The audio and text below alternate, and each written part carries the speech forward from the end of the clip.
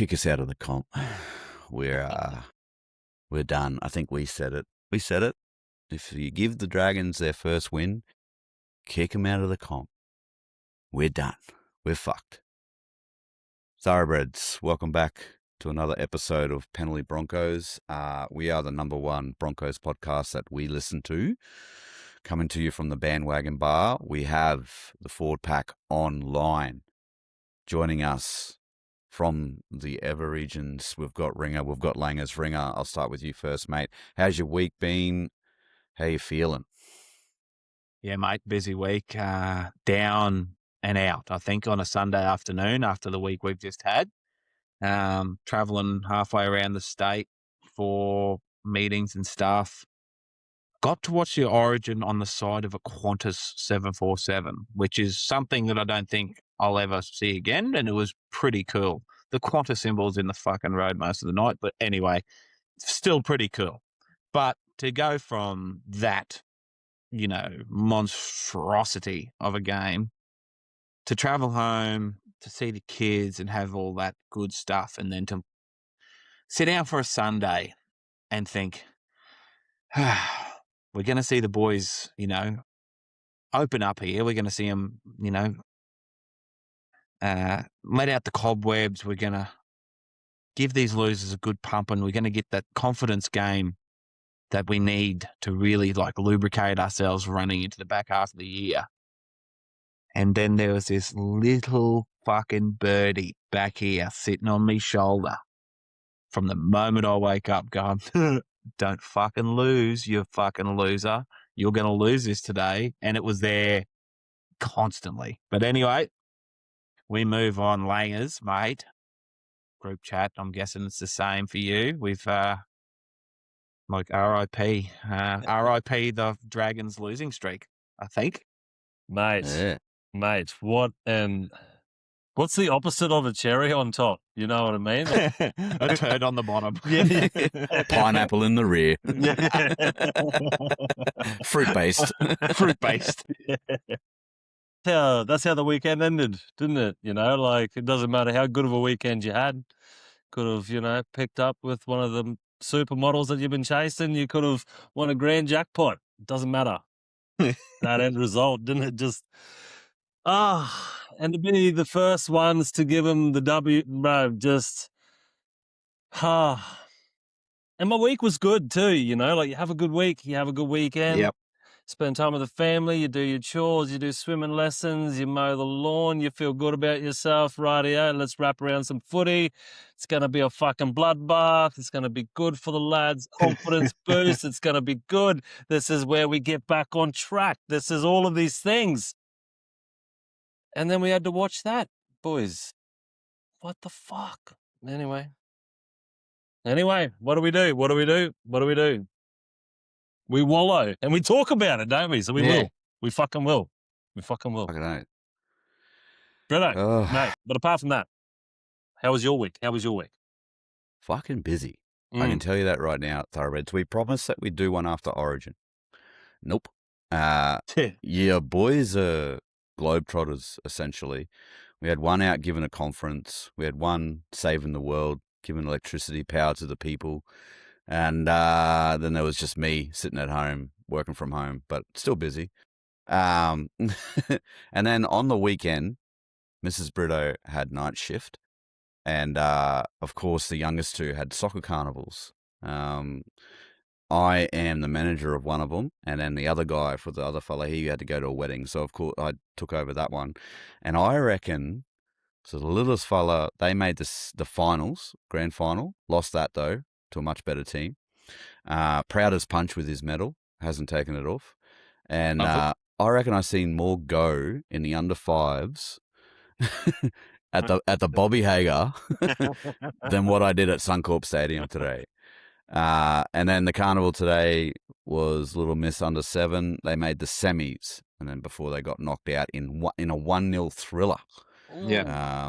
So it was good. And then all Dad wanted to do was come home, put his feet up on the couch, grab an acai that's just at the right temperature because I've figured out the fridge, and just enjoy it. And I put a bet on reflecting I was at Macca's, finished up, packed the car up, took them all to Macca's, had a little bit we sat in, we didn't drive through, fancy, we sat in. I got table service. What? Yeah. Number 66, put it on there. They bring my food over, and I pay enough, so bring it over. And I was sitting there on Sportsbet, and I was like, I better throw my bets on. And I hadn't yet got that voice in the back of my head saying, fucking, you guys are just going to play these cunts in the form, eh? Like, Val Holmes is going to get an Origin call-up after this game, sort of thing. And I put a bet on, and I'm looking at it right now, and I'll walk you through it. Over 40, 54.5, tick. Jesse Arthurs, tick. Josiah Karapani, tick. Reece Walsh, Tony Staggs, Gamat Shibasaki, Broncos head-to-head. Bro. I mean, deep. 3 out of 7 isn't bad, but it's a good waste of a bonus bet, I can tell you that much. But yeah, anyway, the weekend was good. Kids had a ball at the carnival. They probably already passed out a nanosecond after their heads hit the pillow. And we're here to just walk ourselves back through what was today. There's been a few sackings of managers in the EPL of late. Britto, have you got any Sir Alex Ferguson stuff to throw into as a soccer manager now after you've won a cup? No, I've got nothing. I tell you what though, I shitting bricks when it comes to doing the subs, eh? Because, like, I want to give all the kids even time. Just fuck it. Just go for it, sort of thing. And then, you put 2 on that aren't supposed to be on, and they piss off around the corner or something with either playing fucking racing games or something. Under 5s, obviously. It's like herding cats. So then you gotta pick the personalities that can go on and play together and stuff. And oh, mate, there's more pressure in it. Yeah, the coach that's on the field, like, he needs a bloody bottle of whiskey before each game, I reckon.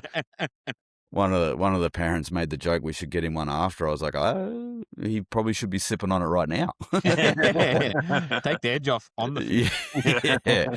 But no, it was good. It was good as well run. We came up against, and this is just another side note, we came up against Burdekin first game this morning, and I can tell you Burdekin play like Burdekin look. They were rough. And we nearly didn't have a team after that. She was injuries left, right, and centre. But ended up ploughing through and, got to the semis. So that was good. That's the game, mate. That was good. All right. While you're listening, give us a like, give us a follow, subscribe, all that sort of good stuff. Comments are being really great lately. Good engagement. We had a reel that we put up after Origin that got some great engagement. Oh, my goodness. So it was good. A little bit of a chat going on in there. Leave us a voicemail. We have got one. We've got a reoccurring voicemail person today. So that's good. Good to see. Welcome back. And if you want to become a sponsor, just email us, admin@penaltybroncos.com.au, which will be in the show descriptions. Move on to a bit of Nosebag, a bit of weekly Nosebag stuff. And this topic comes about because got chatting to one of our regulars on TikTok, and he's worried about our recruitment. And so I'll do a bit of deep diving here and have an actual look. And let me know if I've missed anyone out. Over the last 2 years, so we're talking premiership year and this year, right? We have lost Payne Haas, Adam Reynolds, Fletcher Baker, Kobe Hetherington, Smoothie, Anderson, Arthurs, Shiba, Kobe Black, Cobbo, Madden, Leota, Tapua, Takora, and maybe Jensen. I'll put a question mark next to Jensen because that's still up in the air. I know he's trying, but let's be honest, pretty touch and go. Exactly. I haven't put Mariner down there mainly because he is back running. So, which is amazing. Didn't quite lose his leg, which is good. Yeah. Recruitment. We've gained Barnett. We did recruit Anderson, but he's also appearing in the lost category. Coates, so Philip Coates, he got put up into the top 30. Antonio Verhoeven, Ben Tolte, Jonah Pezzett, who's yet to arrive, Duffy, Preston Ricky, train and trial, Va'ar Semu, promoted to the top 30, and Oblex Tafar from the Dolphins. That's it. So we have a war chest, right? We have to have a war chest. Surely Ezra and any others aren't back-ended that much that we've lost these players because of that. And if that is the case, then that premiership came at the exact right time. Exactly. Because that window is shut, if that is the case. So I want you lads, like, we do have a war chest here. Do you think, question I'm wondering, do you think we're going to see an absolute spate of signings being announced from the club towards the back end of this season? Or do you think we're going to hammer the market after the 1st of November this year? Ringer, I'll get your thoughts on that, mate. Or who would you also like to chase? Yeah, it's an interesting one, isn't it? Because we have it seems to be the big shift after a premiership. I was saying before, and I think it holds up true, how much we would love to have Kobe Hetherington in our ranks over this last period where everyone's been hurt. Bringing the energy, bringing that tightening it up in the middle, hits the ball hard every time and would get the boys up and about. But anyway, that ship's up. I agree. I think November 1 is going to be sort of the signings bonanza for us, where we, not for 27, but for 28, where, because, you can't really sign for 27 at November. Well, you can if someone comes up, but it'll be more the year after, because once we clear the decks, like you've got Payne's money coming through, Jensen's money coming through, it'll sort of start adding up. And I think with the development we've shown with players like Verhoeven, Philip Coates, Semu, who I thought was good today, had a red hot crack anyway. Like, he runs hard and tackles hard. Good on him. He's done a lot better than most of them. There's a crop of players there that aren't going to cost a lot of money, that we don't have to bring from elsewhere. Especially if something happens to Mariner and we can get some cap relief for that. I'm not writing off Sally Cobbo not coming back. That was always something that, remember when he left, we were talking about a 1 or 2 year stint and then come home to the Bronx, Sherberg boy. I know he's not far down the road at Redcliffe, but I still think that could be an option. And, mate, I think halves-wise, I think we've sort of made our bed whichever way that's going to go. We've got Duffy, who I thought was really good in the few appearances he's had. Ezra's obviously going to be long-term 6, even though he needs a jigger up the arse sometimes. Reece is going to be the fullback. Yeah, I think he will. Reece is obviously the fullback, and hooker-wise, we've still got Pakesy Hunt for another 12 months, and then Billy Walters obviously coming back into that mix, who is another one we're really missing at the moment. But I think that there could be 1 or 2 big signings in the forwards, maybe in that 28 for the 28 season, depending on who moves, because Preston Ricky's old, he's on train and trial. He's not going to cost us much to keep around. Jensen, even if he does play on, is not going to go past 27. We're losing Payne. So I reckon there might be another Barnett-ish, because Barnett's not exactly a spring chicken either. So I wouldn't mind betting there's another big one in that sort of realm in that 28 period. I think halves are fine. Maybe an outside backs, and that's where I'm putting Cobbo as our big 28 signing to keep him away from going anywhere else. But yeah, mate, it's a hole we found ourselves in. But I have to trust them, because Duffy's been good. Shibba went from nothing to 100 last year. Ben Tolte went from Q Cup to New South Wales Cup to what he's doing for us this year. I trust them that they're doing the right things there at the moment. What about you, Langus, mate? Yeah, that's what I was going to say as well. Like, it's good that we are promoting a lot of players now. We Yes. aren't just having to go into other teams and recruit them. They're, good enough feeder, development sort of players coming through that they earn their top 30 spots. So that Yes. is good.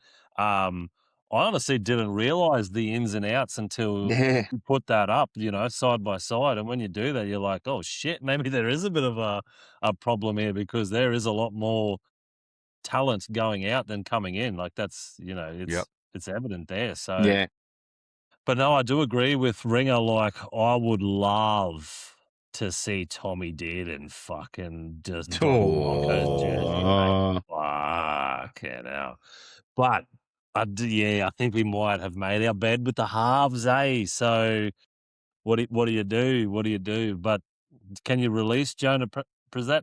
He did his hammy again, didn't he? How many he's got left? Mate. Fuck, we're dead. They're going to have to do. I don't know. And that's for the legals to sort out, but Yeah. that's looking like a rough deal from our behalf. I don't think a lot of clubs will start to do that again. If this one goes to shit, the whole, well, you just go over there for a year and then you can come to us after. Like, there had to be some clauses in there. Like, Yeah. you got to play so many games. You got to play. I don't know. There'd have to be some serious clauses in there. Yeah. Yep. And it'll be interesting to see if it does come out. But I like your Cobbo shout, Ringer. Yeah. He did sign that extension for next year, which clears him up for 27. I know that's when the Chiefs come in, but, if the boy from Cherbourg, if he does get homesick like they say, he ain't going to Papua New Guinea. Exactly. And he ain't going to Perth. So... Well, and you got that Paddy Carrigan chat that he might be going to Papua New Guinea as well, chasing the $10 dues. So that might be another out as well. So...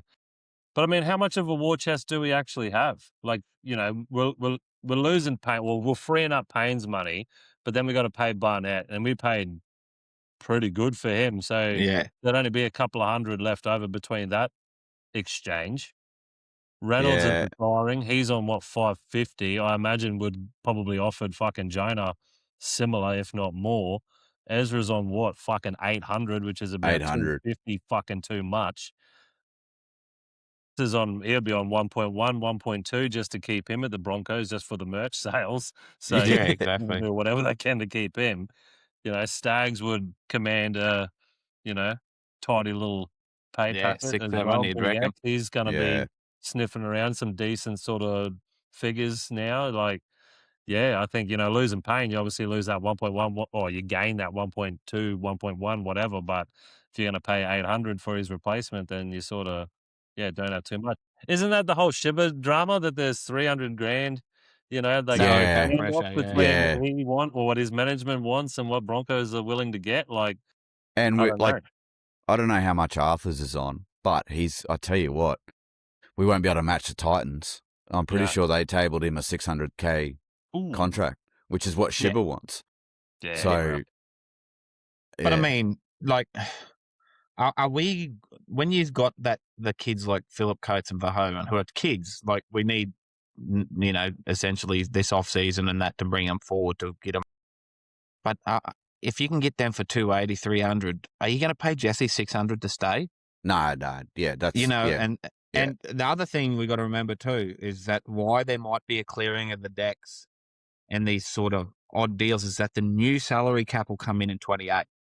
That's the new media deal. So this finishing off the new media deal next year, and then the cap increase will come in 28. And I know that's for everyone, but I mean, if you can have a little bit on the side here, and your cap goes up 400 or 500 grand, all of a sudden you might have 700, 800 grand to play with on top of what you had. So, and just of note, everyone that we lost, we really haven't signed anyone for more than what, other than maybe, I can't find any information on Pezzet's contract.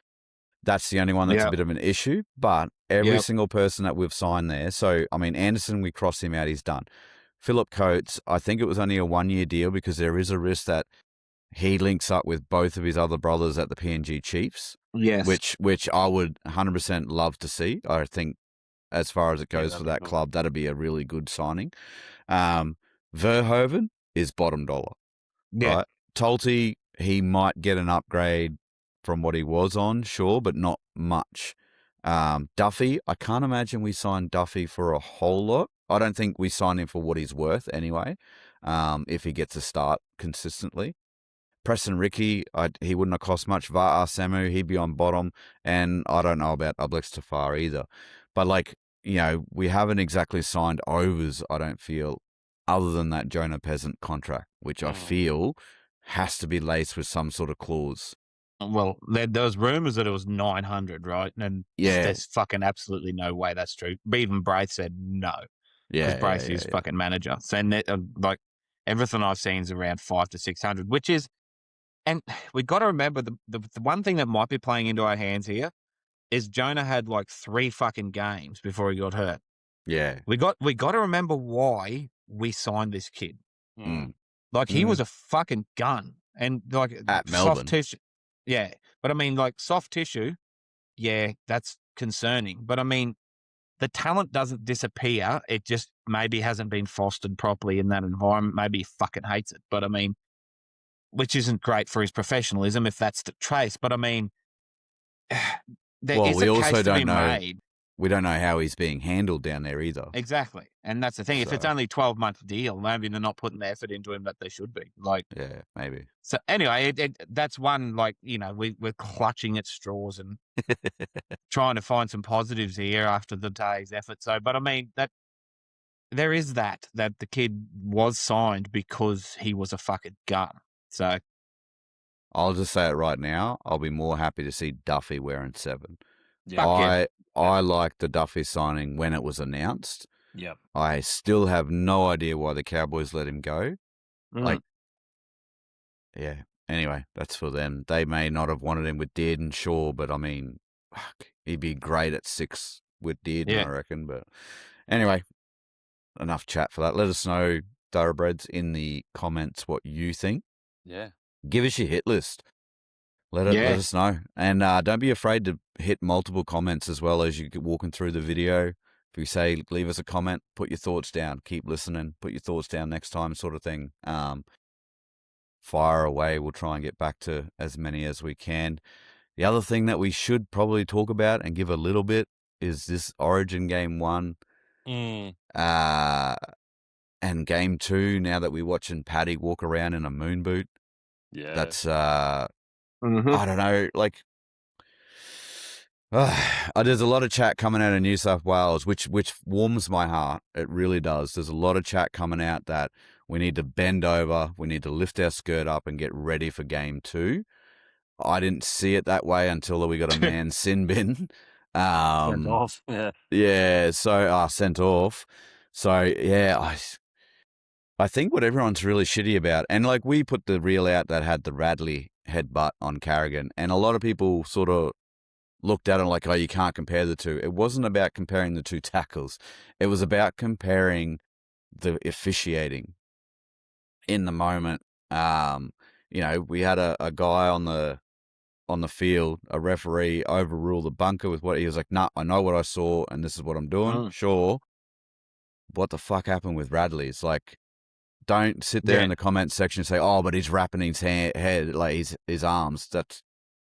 It's not the whole point of what we're talking about. We didn't even get a fucking penalty. The point of that reel was from 0, not even a penalty, to send off. And was there that much difference? No. That's it. So, Langers, did you watch it? Oh, that's right. You got barley belly. Mate. Oh, something happened for sure. Lots happened.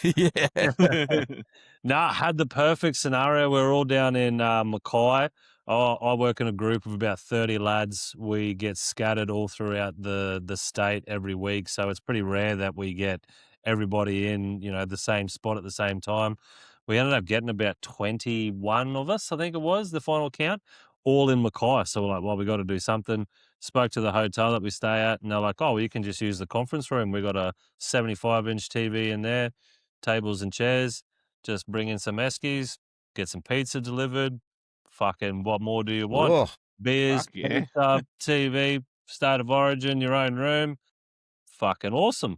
And then, the next day, just, not great, not great. And I didn't even drink that much, so it definitely wasn't the beverages. So, I don't think the pizza really agreed with me. But, mate, that first half was good, at least, like, that's promising signs, like, that first sort of 20 minutes, we were just fucking pumping them, mate. Shocked They me. just had Absolutely nothing, shocked mate. me. Shocked them. Shocked everybody. Like, you're a little bit hopeful as a Queenslander going into games like this. Like, teams compared, you're sort of like, fuck. You're looking up a mountain, versus a team like that, and then come out and play like that. It's just, shocked everyone, which was good. And then, look, every Queenslander is going to say it wasn't a send-off. 50% of the New South Walesmen are going to say it wasn't a send-off, should have been a sin bin. And then the other 50%, like fucking Paul Gallen, are going to say it was a send-off. They fucking deserved it.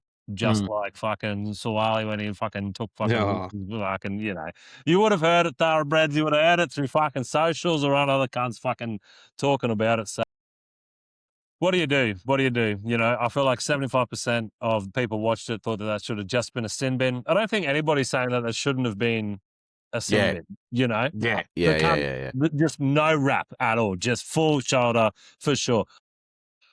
Head on head, different, kind of bleeding from the ear, a little bit of a different story.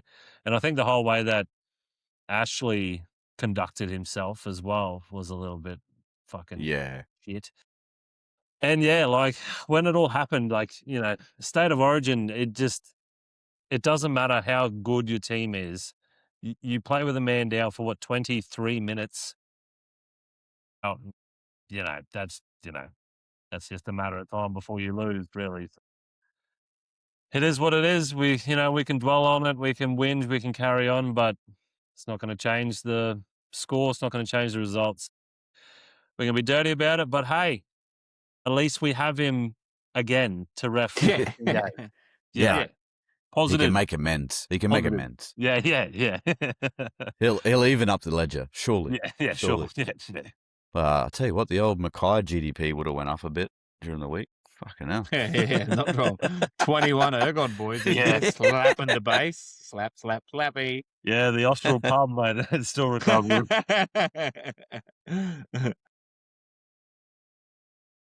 Yeah, mate. Most of it's been said. Everyone said it. I don't think it was a send-off. Sin bin, sure.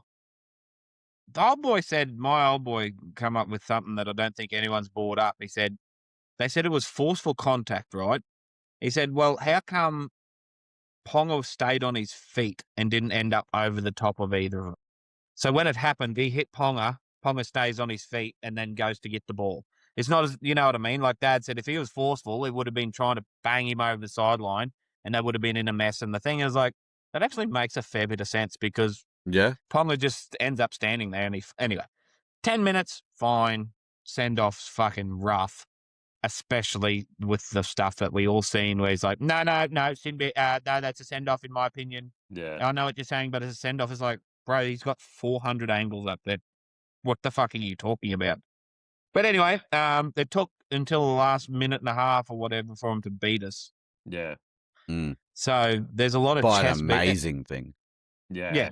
And it had to be Teddy who fucking bombed it. He played like shit for the rest of the game. So, okay, well, positives again from an unpositive week. They're not going to change their team now because they come back with the biggest Origin comeback in history.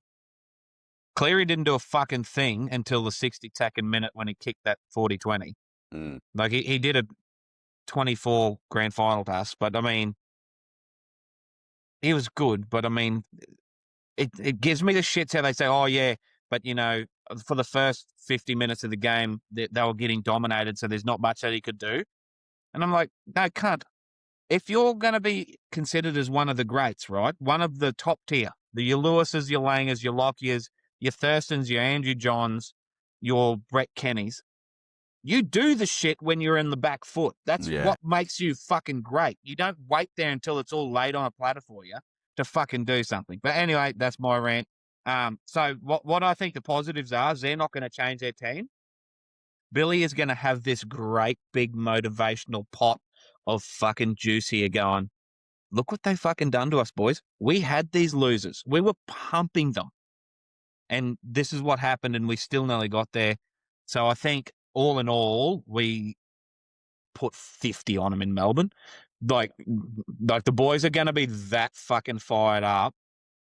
And if Ashley stays well out of the road, I think we're going to give them a bath because we were fucking dominant on them. Like, they were not ready for Billy's tactics on how we were. Like, and exactly what Matty John said, like, they picked Plath, Cotter and Capewell, like, pretty unlikely back three, but they just surged into the faces of every ball player, every ball runner, and they did not have an answer. Like, he knows that if he can get in front of Cleary early, he just fucking shits the bed. So anyway, that's my, hats off to Ethan Strange, Huddy Young. I thought as New South, as the enemy, they really stood up and had a crack. But yep, that's me, mate. I think we're going to give them a fucking bath in Melbourne just because we have so much motivational stuff now that Billy's just going to bush poet his way around for the whole 10-day camp. What were you going to say, Langers? I'm with you, Ringer, on that one, but just a little shit on that parade. After how he played today, Payne Haas is fucking going into that blue. No, that's back. Yeah, exactly. AFB played too good. He can't drop him. Yeah, surely. My rant for the Origin thing is the fact that no New South Wales that I've heard will admit they don't win that game without Ponga off the field. Exactly. That is my... Yeah. You can't come at me and say, oh, no, it deserved to send off. Okay, no, that's fine. Send off, sin bin, whatever. It was a fuck up. Sure, let's just move on from that. Yes. Yous do not win that game unless that happens. Yeah. And the Cleary thing, geez, get off his dick. Anyway, but he's good. He's good. No one's saying he's not good. But stop saying, that's what gives me the shits when they say, he couldn't do anything. He did what every halfback should have done in that exact instant. That was wear us down for 10 minutes Walker would have done pounce. To New South Wales if they had 13 on. If Tedesco was sent off, holy shit. Yeah. They would have called the mercy rule. Also, shout out to Ethan Strange. I will shout him out because that is the roughest non-man of the match game. They gave that to Cleary because he kicked a 40-20 and took fucking 48 seconds to kick a fucking point. Yeah. Bullshit.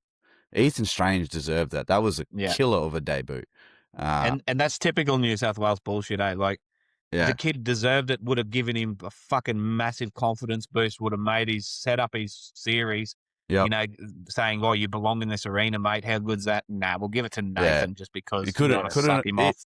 You couldn't have given it to Nathan in Game 3 when you eventually whitewashed us and all that sort of shit. Anyway.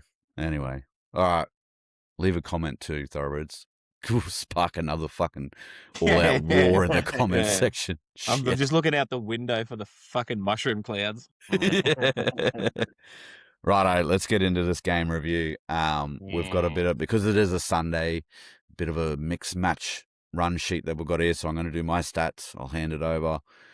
Ringer and I are going to raw dog Langer's notes, and we'll see how we go from there. Sunday, Suncorp Stadium. Beautiful day. Looked like an absolute peach of a day. 42,275 in attendance, 80% of Suncorp Stadium. First half, 2 points to 14.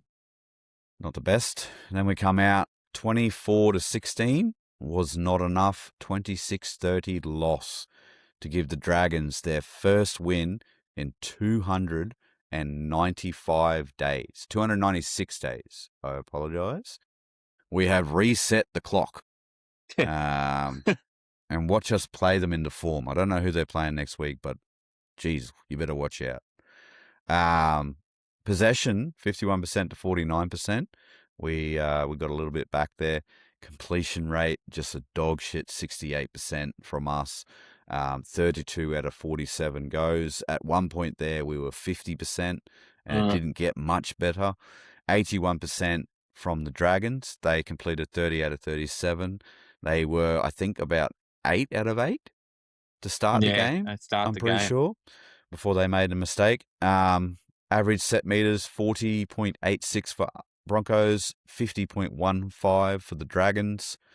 Tackle efficiency was also pretty average, 86.47% for us. We made 345, but we missed 35 with 19 ineffective.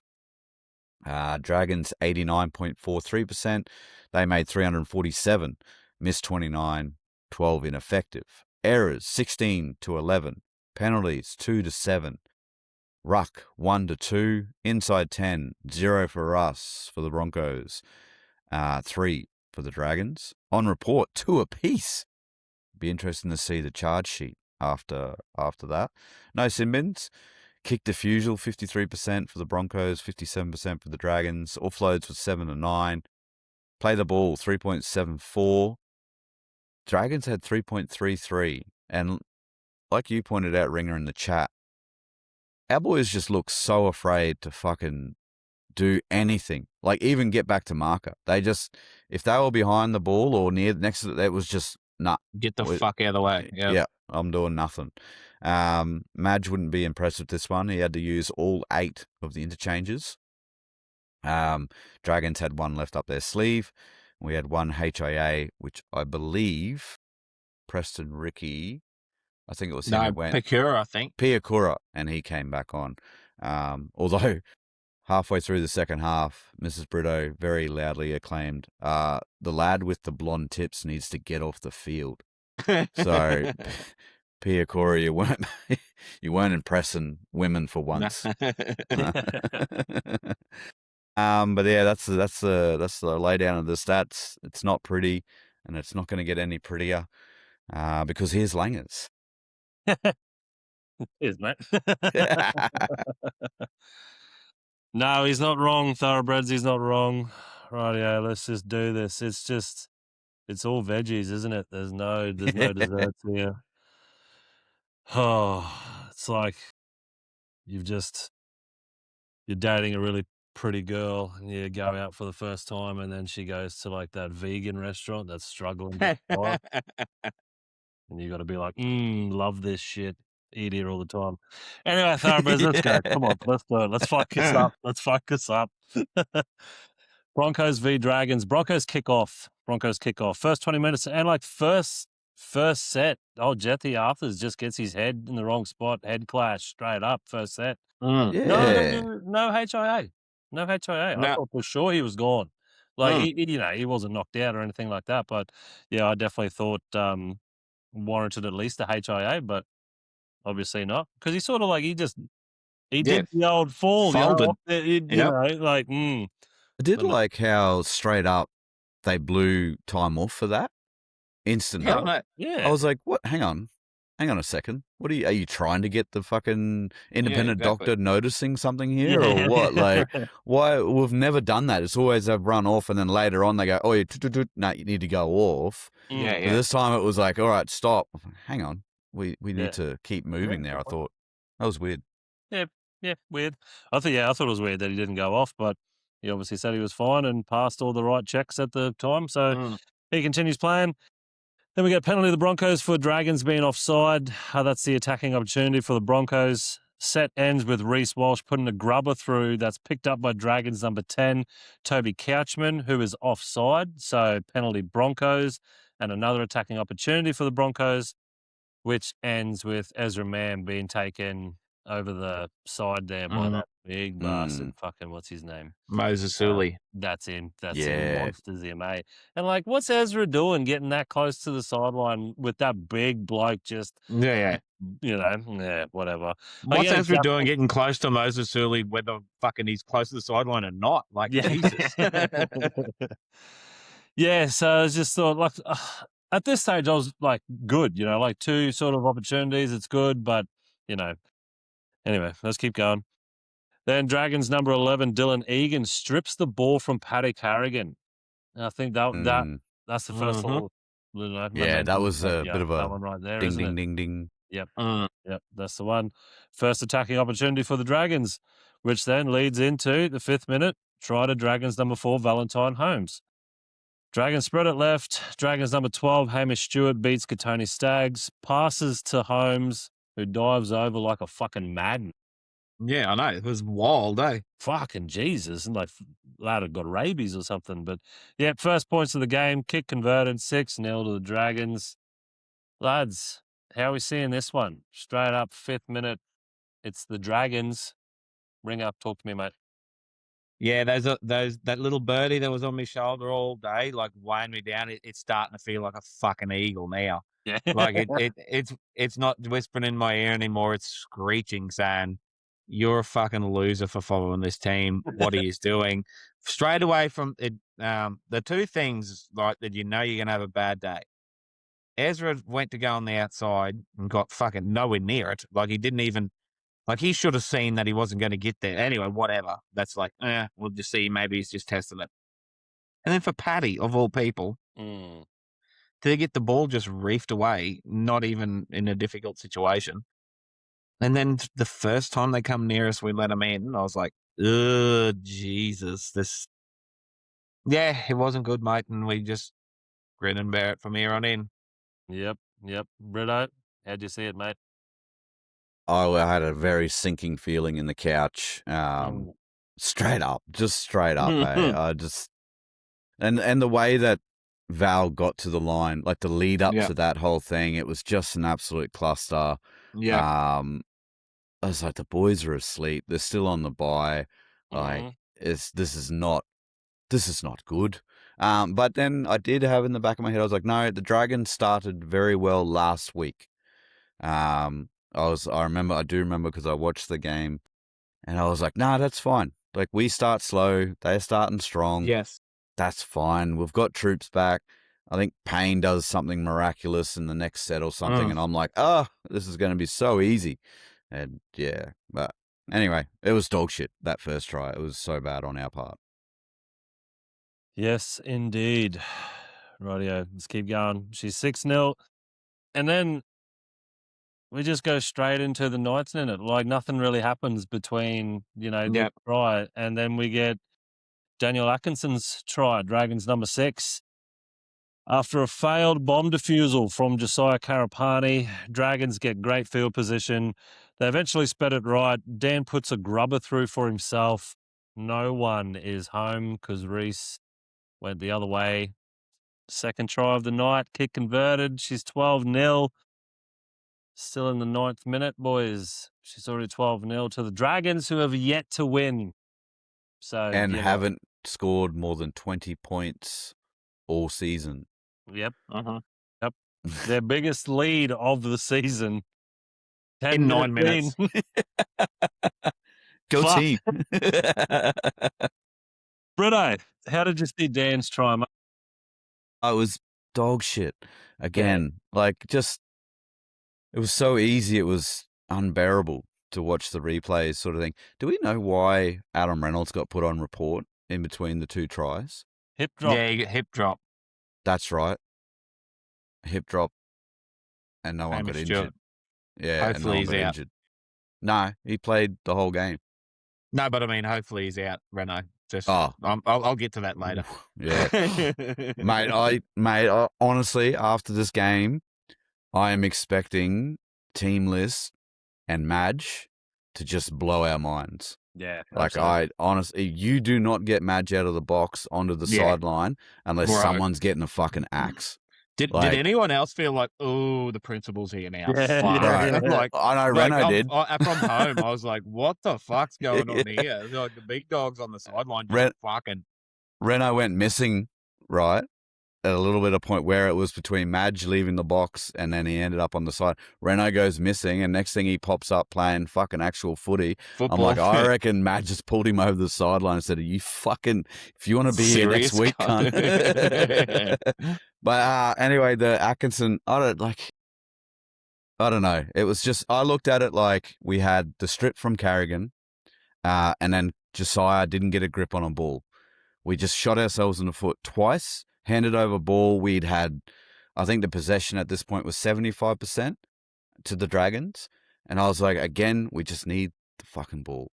Can we get the ball? And we'll be right. We'll score a point. We'll get our own confidence back. We'll go from there or something like that. But that was pretty bad, the Atkinson try. still irks me. What about you, Ringer? Yeah, Ringer, talk to us, mate. Yeah, mate. I hate. Is Corey Oates our fucking wingers coach for some reason? Like, why do our wingers and people attacking the ball come from 700 yards away, fucking charge it? And you know from the minute they enter the frame, they're not going to catch the cunt. Like, Katoni done it later in the game too. He's like, what the fuck are you doing? Leave it. Like, get to where the ball's going to land, and if they touch it, tackle them. They could knock it on.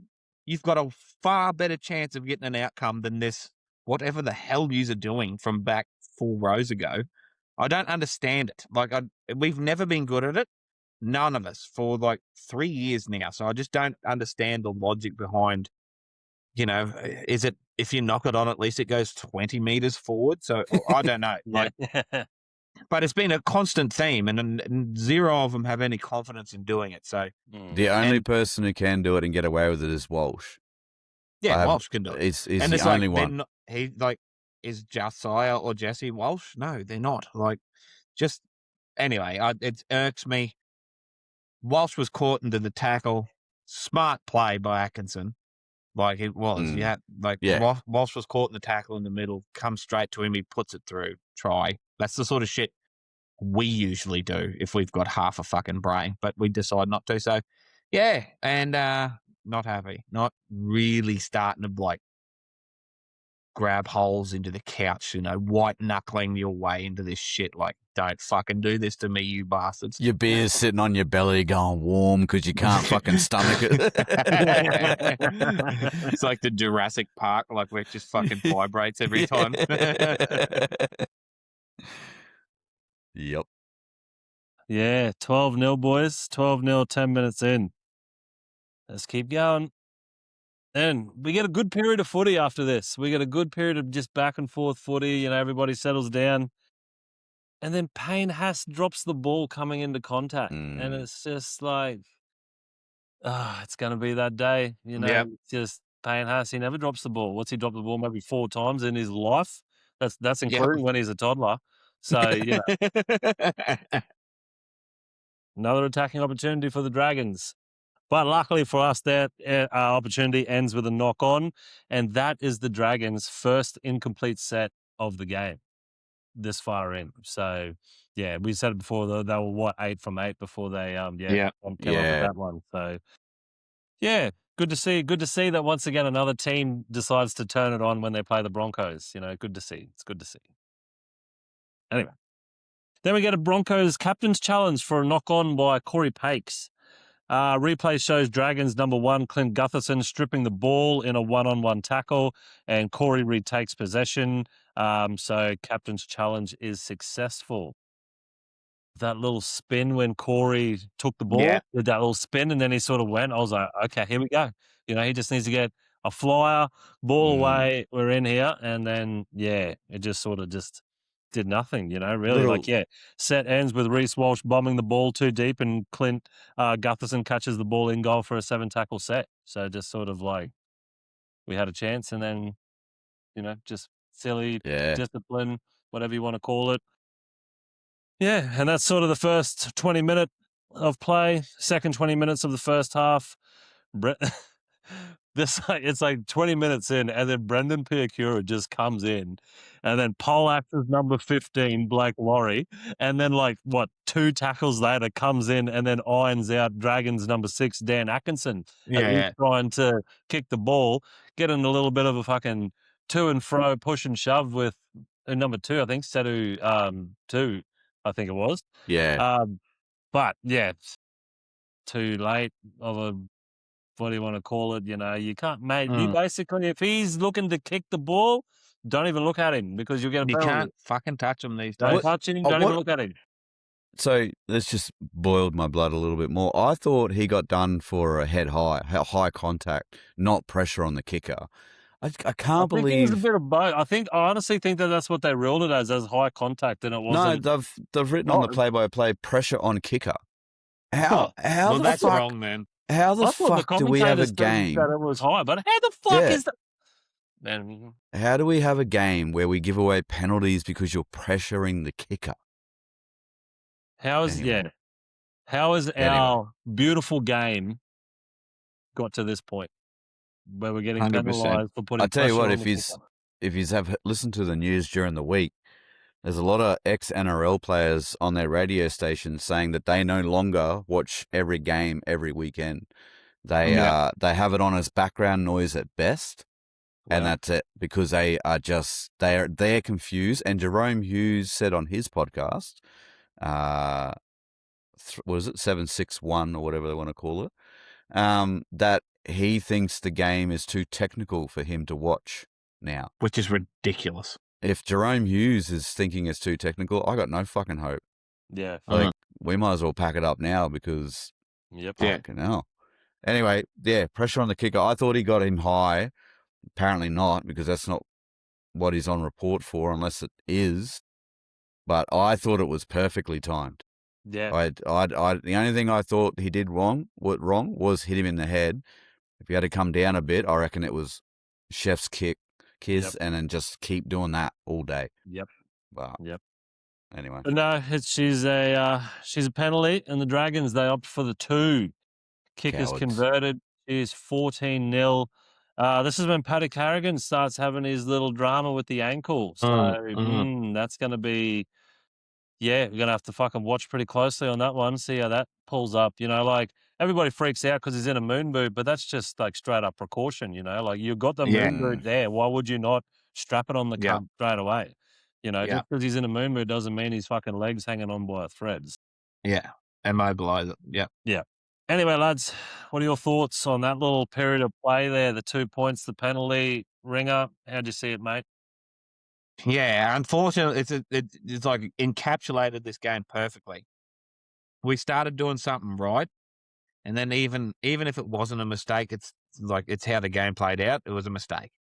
Like, you know, we get penalised for it, justifiably or not. We did. Like, Brendan did a great job trying to lift the boys, and then that happens. The worst thing is that it paid dividends for the Dragons, because I don't think there was anyone within 30 yards of him of him kicking for the rest of the game. Like, 0 people put any pressure on him from there on. So that disappointing, but you know, it's been a disappointing 20, mate, and we move on. Yep. Britto, thoughts, mate? 14-0 at this point. Oh, what are we, 20-something minutes in? 20-something minutes in. Yeah, I praying for the 60th minute again, as I do most as I do most weekends with this fucking team. I'm just looking at NRL physio, and he is claiming that Carrigan might be the first self-inflicted syndesmosis, because the audio, the video that he's got is one of his boots actually hits the other one and causes the twist. Fuck me. Oh, shit. Yeah. And I mean, what's a syndesmosis good for? 6 weeks? Yeah. Yep. Yeah. So that's origin. That's about the day. That's about sums up the day, doesn't it? Yeah, Self-inflicted syndesmosis. Yep. Yeah. Fucking, we went to pull the pistol out of the fucking thing and got our foot, sort of thing. But yeah, anyway. That's the backup buddy episode name. Self-inflicted syndesmosis. Say that 3 times into a mirror. Yeah, exactly. Physio will appear. Diagnosing you. Yeah, it's shit. Yeah, it's not great, and it doesn't get any better. So we'll just keep going. We'll get through it. I will say a note. Hang on, good thing. 27th minute set restart. I think that's the first one of the entire game. Yeah, we nearly went 30 minutes without hearing that fucking bell. Bell, yeah, fuck me. And then in the 28th minute, we get a no try to Josiah Karapani. Ezra Mann kicks on the 5th. Josiah Karapani, he takes a good catch. That's a good catch he does. Yeah. Dives for the line. Unfortunately, loses the ball. However, Dragons number 1, Clint Gutherson, King Gutho. That title's definitely gone a bit quiet over the last few years. Yeah, definitely. No one's calling him King Gutho anymore. Anyway, that bloke, he goes high. He goes high. And I don't know, one might have think if he didn't wrap his forearm around Josiah's face, then maybe Josiah wouldn't have, had that awkward twist on him and maybe he would have scored. Who knows? But anyway, it's a penalty. We get another opportunity. Opportunity ends with Ben Tolte just dropping the ball in a failed crash play. And that hurts us here, penalty Broncos, Thoroughbreds, because we love that cunt. We fucking love him. And that would have been so good too, just him just steaming onto a ball, grabbing it, hitting that hole, busting through the line, crashing over. Fuck him. That's how it should have been. That's how this episode should have been. Thoroughbreds, but it wasn't. And then, cheeky stat.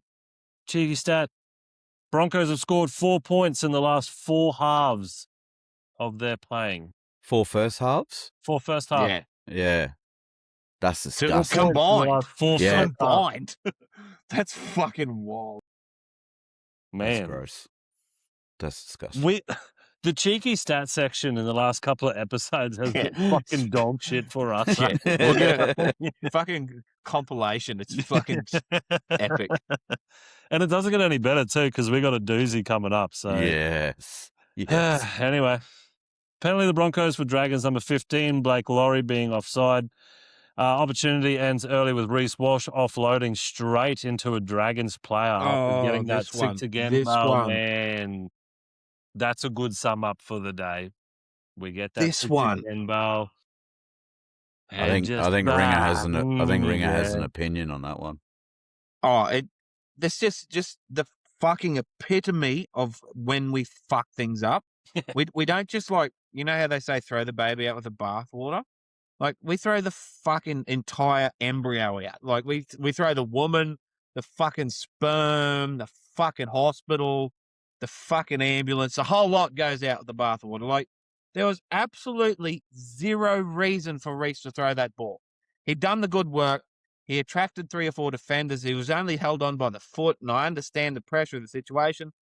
But fuck me, we're 14-0 down. We can score 14 points in literally 3 minutes. Just die. And like, he had tackle. 1 foot. Yeah. Like, he had him by 1 foot. So if he just went down to one knee and went to stand up, A, we could have got a 6 again. B, the defender would have had to have been laying there. And then we just go whack, whack, and we've got the firepower to do it either in the middle or on the other side. It's just the game awareness side from someone that is so fucking good at football that had just fuck it up that bad just blows me away. Because, if that's us, right, in the things the other way around, and that's the Dragons or whoever we play, if we've got the foot like that and they're struggling, they just keep struggling and look at the ref until they get a 6 again. They don't try and offload the fucking thing. Like, Anyway, we move on. Yeah. I'm glad you did that little rant then, because that's exactly how I bet everybody was feeling at that point in time. It's like, what the fuck? Just fuck. But then, everyone's just like, no, just keep going. But then a little glimmer, a little hope, a little flicker. That Payne Haas run. Fuck. Mate, Got me bust through up the and line. about. Oh, mate, didn't that just put some lead and pencils all throughout Australia, mate? Fuck around. Oh, yes, but run 60 metres, puts Broncos into attacking territory. Broncos run it on the 5th, and Shibba ends up getting tackled inside the 10-metre line. And it's just like shit ending to just Payne doing Payne shit, help just trying, throwing the whole team on his back like, fucking, I'll get us there then if no other cunt will. But, yeah, what a run by Payne, though. Payne doing fucking Payne shit. It's good to see. It's refreshing. It's good to see. Oh, we needed it. I can tell you right now, I was slumped in my couch, just witnessing what's happening in front of me. And then Payne took a run and it was Flanagan. Get out of here, boy. Yeah, Off you go. And my exact words out of my mouth were, go, you big cunt. I was like, just go. That was universal. Don't fucking pass. Don't look for help. You're doing it on your own. Just stare Gutho down and just say, come on, fuck you. And at this stage, though, and it was in the chat and whatnot, off the back of that, where is our fucking halfback captain? Where is he pushing us into a corner, getting a repeat set, like, we had nothing off the back of it. I just don't understand. Renault, what the fuck, mate? Like, when we have this, and usually in that situation, the Broncos, broken play, quick play the ball, players coming on side, it's just a set and forget. You're in fucking red hot soup. You're in trouble. You aren't going to stop us.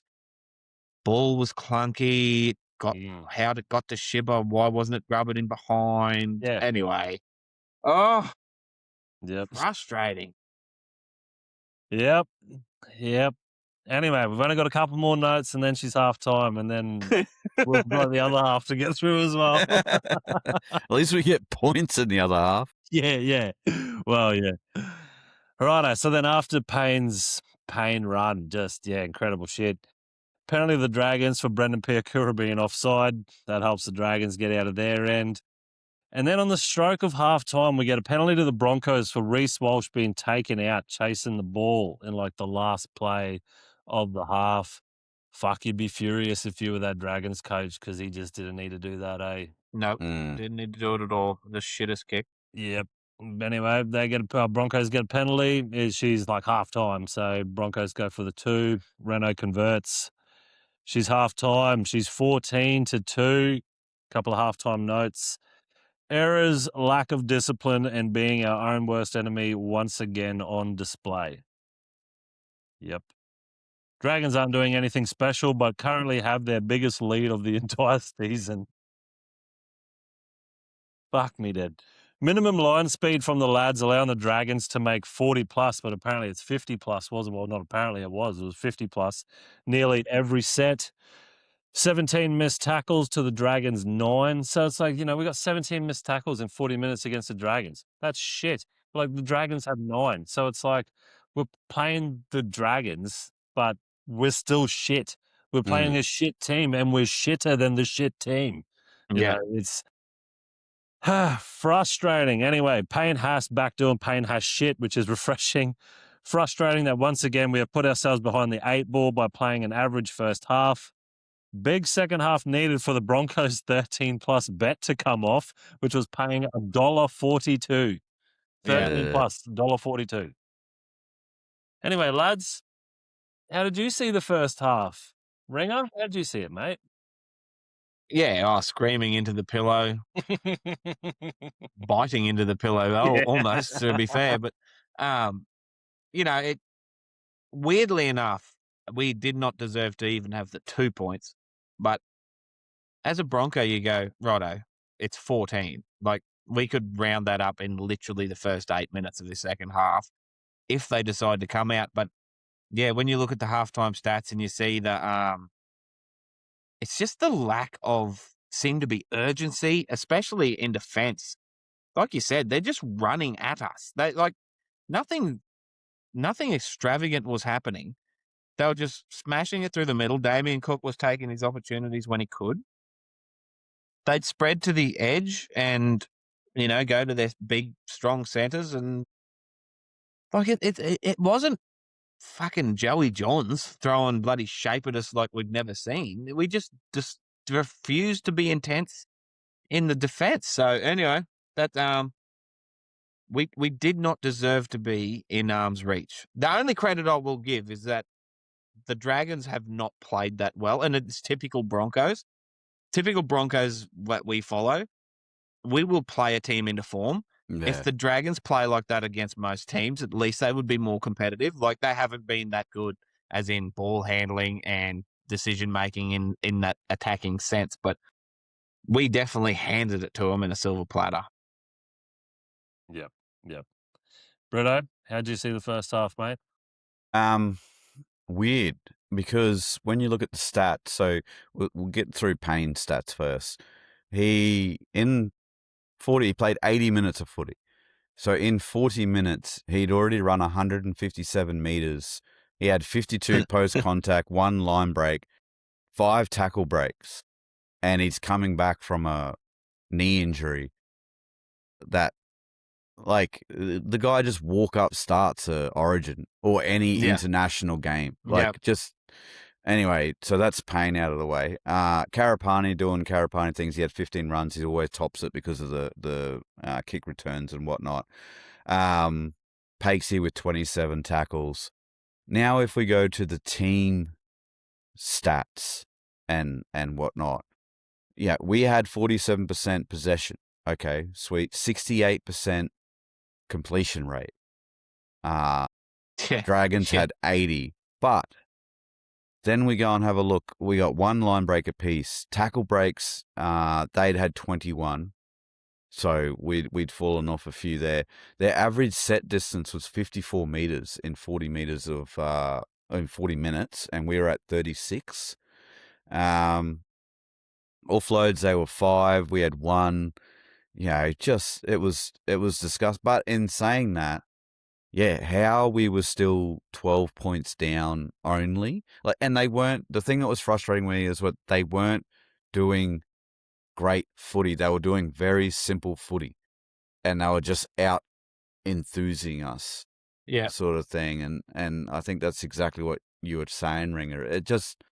There was one set there where they marched up the field. Cookie did 2 dummy half runs, and they ran 2 forwards back in towards the markers and made 60 meters. Yeah. I think that's the one that I said it to you. That's a Piakura tackle that we'll probably put a reel up about during the week. Is like, how do you get paid for good defense? Anyway, you're right. And they just rolled over the top of us, and you go, well, like for like across the park, simple footy from them, simple footy from us, from individuals should mean that we should be defeating these Dragons if we just play like for like, straight up the guts. Well, let's attack them through the middle and then spread. We both had 12 kicks, right? We both put up 12 kicks, whether it was grubbers or fucking whatever. We had a 55% kick defusal. They had 33%. Yeah, defusal. It's frustrating. And we're not that shit. Thoroughbreds. No, that's the thing. We are not this shit. I don't know what's going on. Guy. Payne Haas on ABC after the fact had some pretty heavy words to say in his interview that he did with them, and I'll quickly get up the graphic that I sent to the lads on it with his quote. We're all talk at the moment. We keep on saying we're going to do all these important things on the field, but to be honest, we're just bullshitting each other. And so I don't know what's going on behind the closed doors at Red Hill there, but the best thing is that when you see that, you know that they give a fuck and they understand what's going on. Yeah. At least it's the Bulldogs. Yeah, at least we're not the Bulldogs where they just keep coming out and saying, no, what are you talking about? Everything's great. But anyway, it's fucking shit. Rightio, Thoroughbreds, let's get into the second half. Dragons kick off. Now, Broncos run it on the 5th in the first set of the second half, and Reece Walsh gets tackled just over the halfway line. That's their first set. So I wasn't impressed about that. Just put yourself under more pressure, just straight up in the second half. Yeah. Let's just fuck around some more. Once again, captain was the one that threw the fucking pass. Yeah, well, that's a good point. And Payne Haas, he gets a little split in this point too. Notice. I'll caveat that. Right thinking, wrong time. Yeah, exactly. Is why do that on the 5th? That's yeah. And the first set on the 50. Yeah. Then Thoroughbreds, cheeky stat decides to pop up on the screen, and I had to take a photo because it was that fucking bad. So let's go through it together as a family. Broncos season stats this year. Run meters, average, 1,196. Rank, 17th, last. Net run meters, negative 333. Rank, last. Offloads, 4.9. Rank, 17th, last. Penalties conceded, 6.6. Rank, 17th, last. And set restarts conceded, 6. Rank, 17th, last of the entire competition.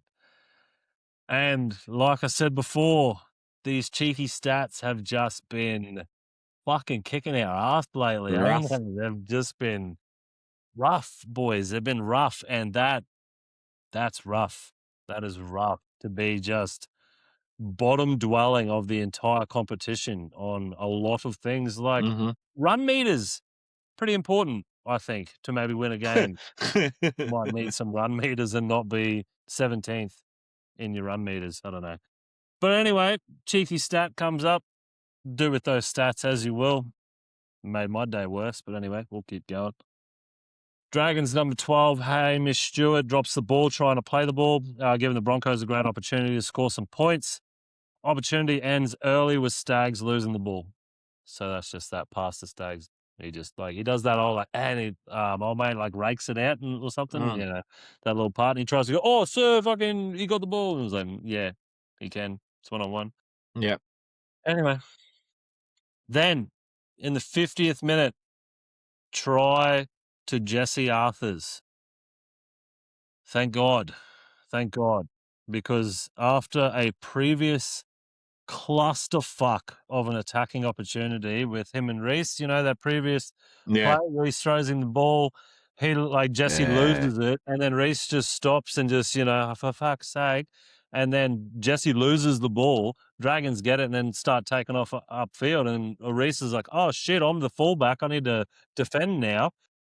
Luckily they didn't score, but because of that, they got down Broncos end. Then Jesse just reads a beautiful play, intercepts that ball, plucks it out of the air, runs 90 meters to score the Broncos' first try. Kick converted. She's 8-14. Lads, how'd you see Jesse's try? Britto, how'd you see it, mate? I see Jesse's try as he should have caught that ball and he was pissed and he's like, I need to do something. Bang, did something. Yeah. Got it done. Yeah. Great. And I'll leave that little bit for the next little bit coming up. But yeah, I was very happy for Jesse to get through. Once he got it, gone. See you later. We all know. And I'll admit, in the back of my head, I had, you know, Titans looking at that going, fuck yeah. So, yeah, exactly. Yeah. Yep. Ring up. How'd you see Jesse's try, mate? Yeah, needed it, desperate, because if they score there, Jesus, there would have been a house fire here for sure. But yeah, we needed that. We needed that sort of just to turn some sort of positive so the boys could actually take a breath and sort of think, okay. And 14-8, it's like, okay, it's kicking the ass now. Yeah. Yep. Exactly right. So yeah, I was like, all right, well, this is easy. All right, now we'll come back now. We're all good. It's easy, Chris Breezy. Yeah. Then another cheeky stat pops up. Offloads. Dragons 10, Broncos 3. So yeah, just even over triple Yeah. offloads. So, you know, yeah. Then 55th minute try to Dragons number 5, Matt Fiernay. Dragons go left on the 5th, put the kick up. They get the ball back. Gutho passes to Fiernay, who goes over the corner untouched. Kick converted, 8-20. And then that just knock all the wind out of my fucking sails, because I was like, here we go, that 13 plus $1.42 safe money at this stage is what I was thinking. And then, yeah, that happens, and now she's 8-20. So, ringer. How'd you see Matthews try, mate? Oh, hated it again. And once again, it's that fucking let's charge at the ball from a million miles back to take a specky. And in this one especially, it's like Katoni's come from however far back he come from. And understandably, X is probably... But I mean, we need our second rowers to either be standing in position, let them catch it, dive on them, or at least compete, maybe. Once Katoni left and he made that mistake, that's why there was 7 acres of Suncorp Stadium open for Gutho's basketball pass out to Fanai.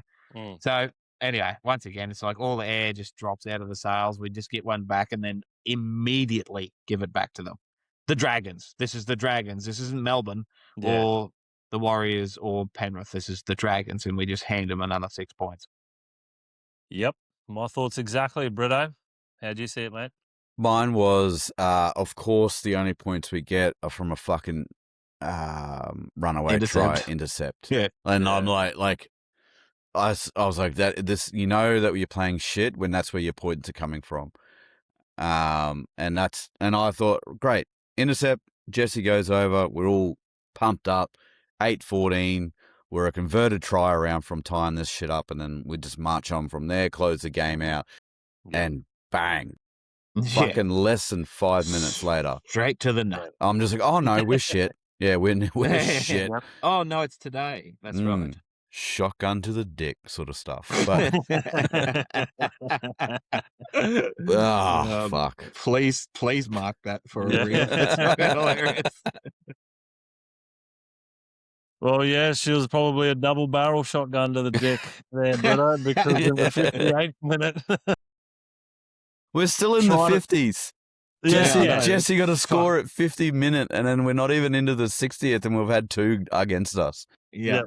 58th minute, try to Dragons number 4, Val Holmes.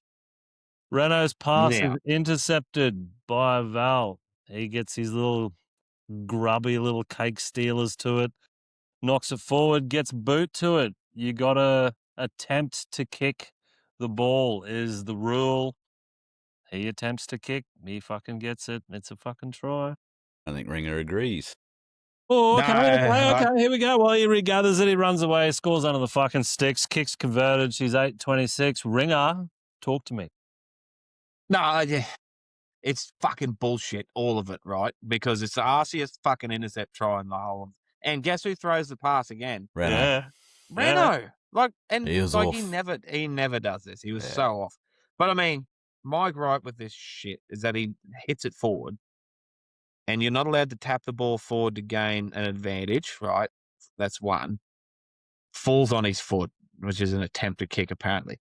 My argument with all of that is if that happens in goal, when you're trying to put the ball down, it's a no try because you don't have control. But out in the field of play, it's just play on. But anyway, give it to him. Like, honestly, at this point, it's like, fuck it. You know, if this is how they're going to score tries now, I don't care. Like, I'm in, what's that good old song by Midnight Oil? Beds Are Burning. I'm just fucking, let's light this bitch up. Like, I want to burn this motherfucker down. But anyway, so yeah, it's just one of them things. It's like, not only was the pass shit, the attempt was like, if that was us, we knocked that on. It hits his fucking foot and he scores a try. It's like, wow, it's what the quadrilla of absolute fuck ups in that play. Yep. Britto, how'd you see it, mate? Just that wraps our day up, as far as I'm concerned. Like that, I looked at it. Mrs. Britto was like, "Oh, was that really a try?" I'm like, "Yep."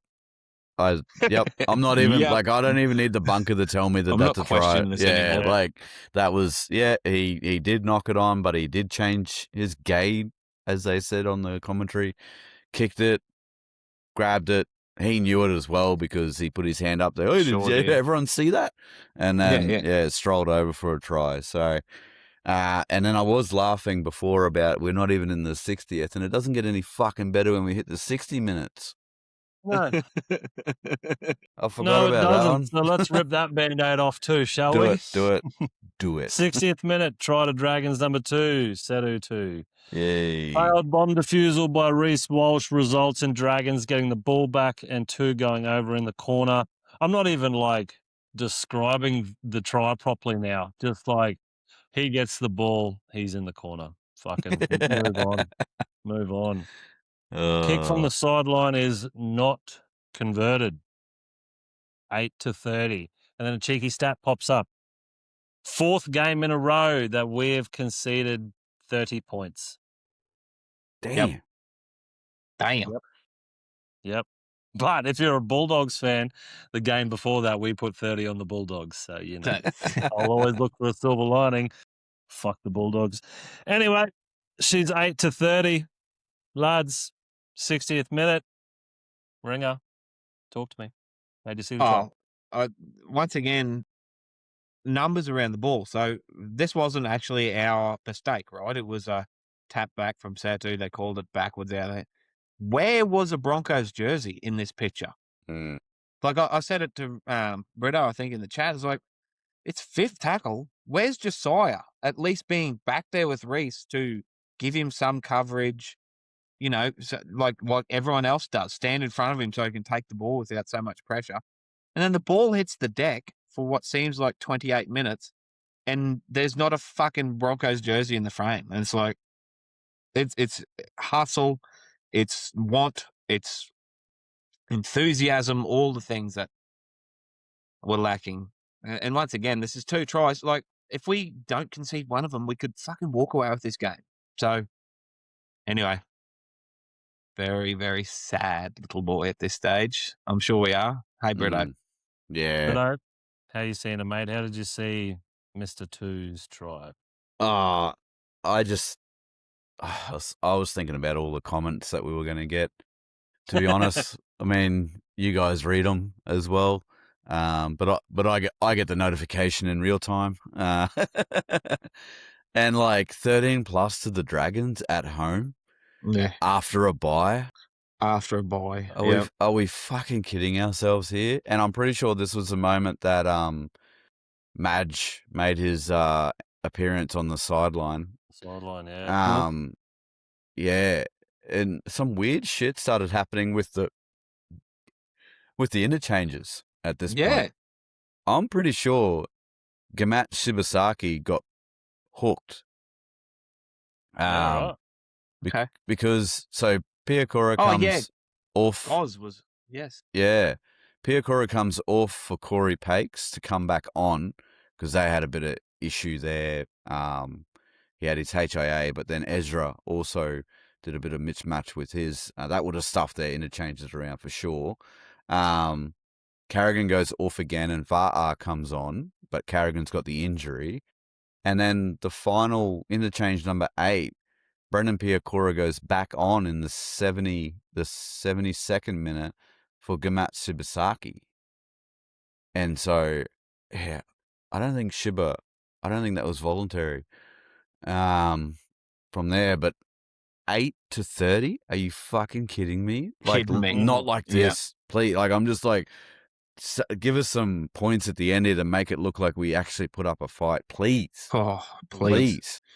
And you know what was fucking just running through my head is that if we get done by 50 by the Dragons, does that mean we don't win a premiership ever? Yeah. Because if you get 50 put on you, you can't win a premiership for the year. But if the Dragons this year put 50 on you, like, that's just bad juju forever. Fuck, you were in the absolute horrors there, my boy. 50 didn't come into my head. Like, bro, I was in a fucking world of pain.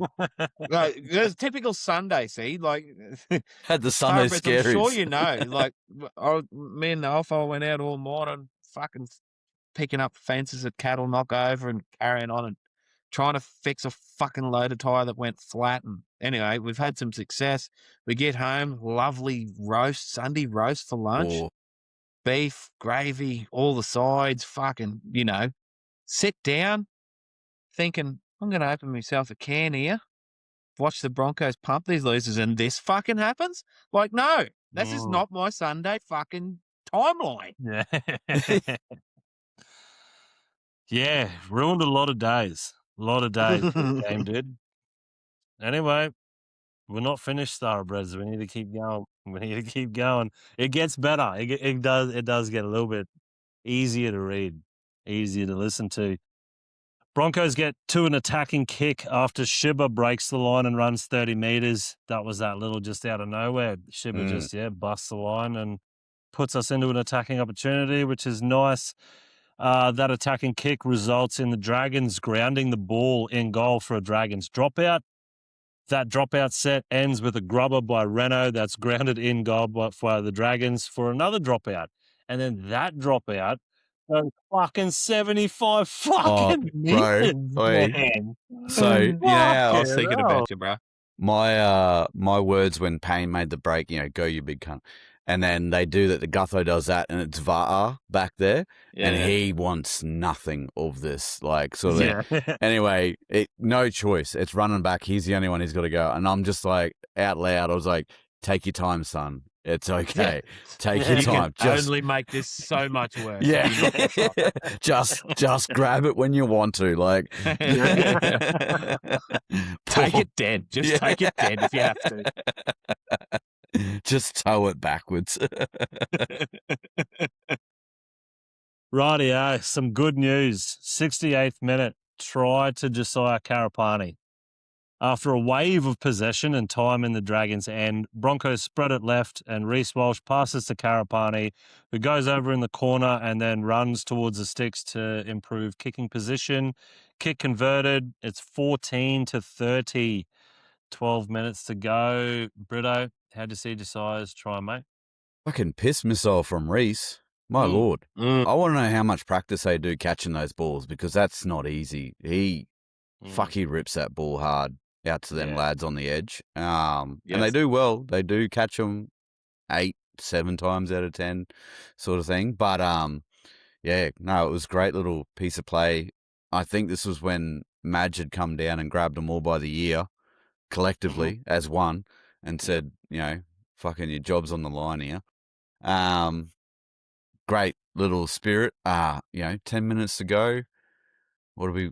16 points. It's not out of the question for the Broncos. So perked up a little bit in the couch. Yep. Ring up. What about you, mate? Yeah, it was good to see that they hadn't completely forgotten how to fucking play football because this is our set play, right? Yeah. Hard running decoys, good ball movement where the halves are running into the line and then out the back, pulling defenders in, and then Reece gets like a 3-on-2 and makes the right call every single time, and it was perfect. And you go, okay, well, thank fuck for that. It's there, it's in them. It's just funny how it's taken. Like Britto said, Captain Madge has had to come down to the sideline and give them all a fucking kick up the arse. I was waiting for the old Nathan Brown, when he gives Lance Thompson and fucking slaps on the face, fucking pull the head in. But it was good to get one back, eh? It was, even though at this point, I would reserve myself to the loss. Yeah. Saying we don't deserve to win this game. It's still you know what these bastards are like. And I'm thinking, if they lose this game 28-22, I'm going to fucking be even more angry. I tell you, we've thrown a bit of shit at Renault, but he fucking definitely doesn't leave his kicking boots at home. Holy shit. No, he can kick, yeah. He can kick a goal. Yeah, fucking no. Rightio. And then, boys, this one. Penalty to the Broncos for high contact on Va'a Samu by Dragons number 10, Toby Couchman. Is that not a shoulder charge to the head? Direct and forceful contact to the head without mitigating circumstances. Yes, bro. What? Just a penalty. All good. Just send the cunt off, mate. It's 10, isn't it? It's got at least 10. Oh. If off the kickoff too, it's the one thing they're all fucking watching. Yeah. If the wording around the Ponga send off was no, that was forceful to it's a send off, then I'm sorry, that is 10 in the bin. Yeah. Every single day. Props on Va'a for getting up and just carrying on like nothing. And props for Toby Couchman for standing in the way. Fucking he's a thick boy, wound up. Man. Oh. I think there's only not shining lights, glimmering fairy lights in different distance. But I mean, Va'a with his ball running, he was fucking had some venom in there, eh? Yeah, definitely. Yeah, that's 10 minutes, mate. It's 10 minutes. It's been 10 minutes for 18 months, and then I don't know. And they watch the replay and they still where's the bunker in that? Yeah. Once again, not that we deserve it, not that we needed it, but just for the rules of the game that have been part of what we've all watched, and we've seen people get sent off, get 10 in the bin for way less, and then that happens, and you're like, oh no, just fucking play on. And let's be clear here. He's on. What was he on report for? Dangerous tackle. Yeah, it's a shoulder charge, right? It was a clear as day shoulder charge to the head. Yeah. Anyway, and he should have gone for HIA if he got sent off. Yeah, I know that comes with the territory because that's what happened. But thankfully, we didn't lose VAR to an independent doctor saying HIA. And I thought that would have been. Oh, anyway. Yep. controversial. Yep. So we get a penalty out of that one, and set ends with miscommunication between Reynolds and Payne. And Reno just passes straight to the Dragons defender there. I think he wanted Payne to run on the inside of the Dragons defender and doesn't. So Reno just passes straight to hole, mate. So that's a bit Once shit. again. Kick up, Ringer. No, once again, why? Yeah. Like, just hold the ball. Like, Yep. Anyway. What do we end up throwing? Like we threw like 5 intercept passes, didn't we? I think so. Yeah. 3 from Renault alone. Yeah. Fuck, man. But then, Thoroughbreds, this got me up and about. 73rd minute, try to Xavier Willison. Ben Hunt takes on the line, holds up the ball just enough to put Big X through a gap, putting one-on-one with the Dragons defender, who, Big X, one-on-one. Like, fucking good luck, mate. Easily outmuscles him, scores a Broncos third try. Kick is converted. It is 20-30. 7 minutes to go. Britto, Big X's try, mate. What emotion did that instill in you? Got me erect. Yeah, it was good. Yeah, Straight it up. was good. It was so good. But again, it was not Renault. It was actually a complete set. I had to actually have a look because I know that Pakes is out there. I know Ben Hunt's out there, and Ezra is back out. We got Reese, obviously. I'm like, holy shit, is Renault been hooked here or something? But he pops up later, obviously, to kick the goal. But he didn't. I don't think he played a hand in the whole set. And Ben Hunt just iced it. It was beautiful. And I'm like, okay, like he does stuff like that, and you start to go, well, he probably can do another year at 7. To be honest, and he seems to get Reese ball, whereas Reese and Renault kind of don't, which is weird because you would think out of all of them, Renault would be the one that could do it. So anyway, but Big X getting over. I mean, I capped him in Supercoach. So I finally got a captain over 100 points the first time this season. Happy days for that. Ringer, how'd you see Big X's try, mate? Yeah, good to see Big X get his flowers for, like, him and Payne were obviously probably head and shoulders our best players for the day. Like, Big X left nothing in the tank. His runs always had venom. He was never not there when there was a ball to be, like, a shit ball too, to be taken into the line. Like, he was there, so glad to see him get it. And like Britto said, let's run these big giants direct at one-on-one. Let's try and get them one-on-one with people and see if they, can do their thing. And that's exactly what Benny Hunt did. Yep. Well played by the hooker too, getting out, holding up the marker.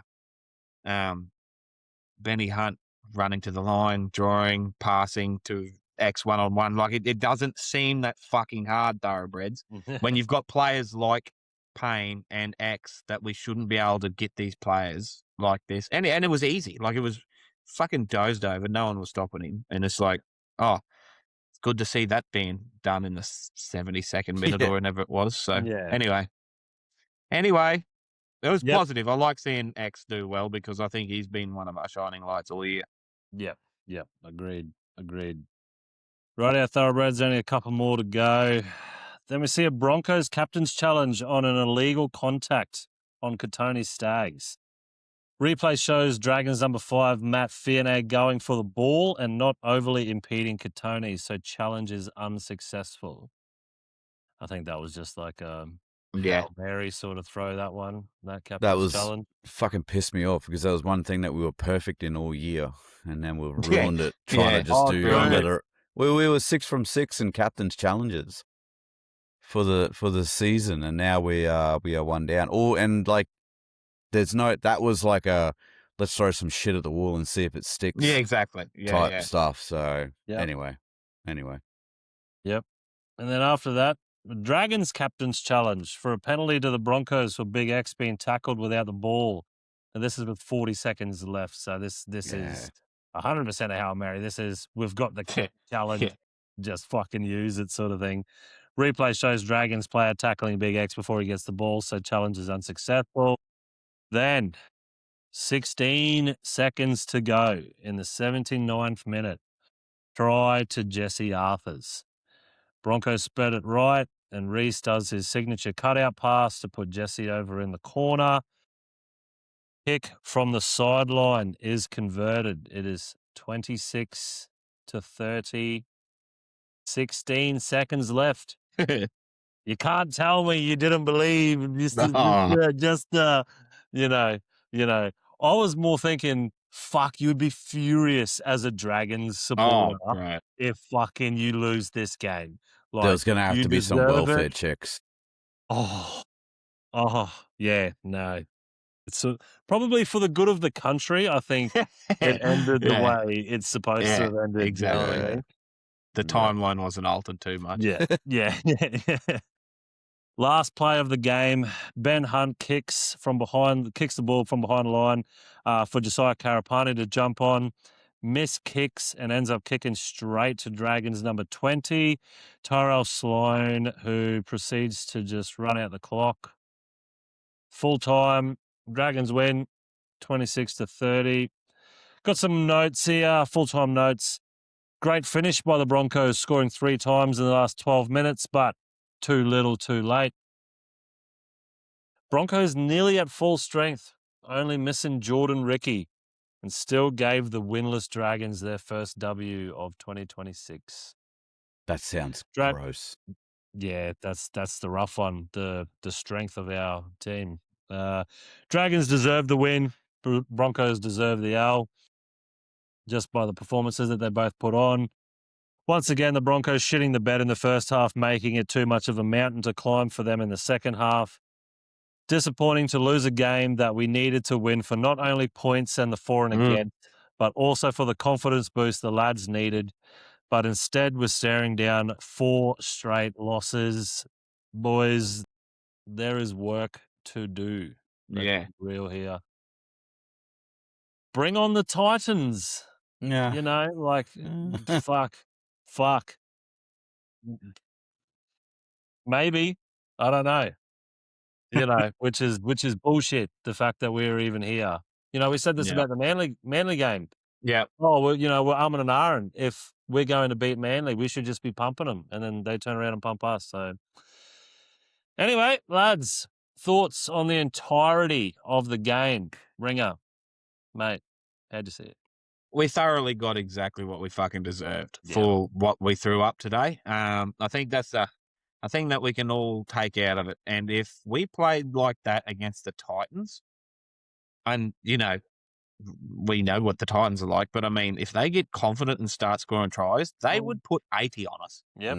You know what they're like? Like, they're fucking they've got gunslingers all over the park. And if we decide to just not play, they're going to get exactly what they deserve. But we got what we deserved today. And I'm glad we didn't win in one way, in one sense, because if we snuck away with a last-second try in that and take the 2, do they learn the lessons that need to be learned? Like, do they feel the humiliation?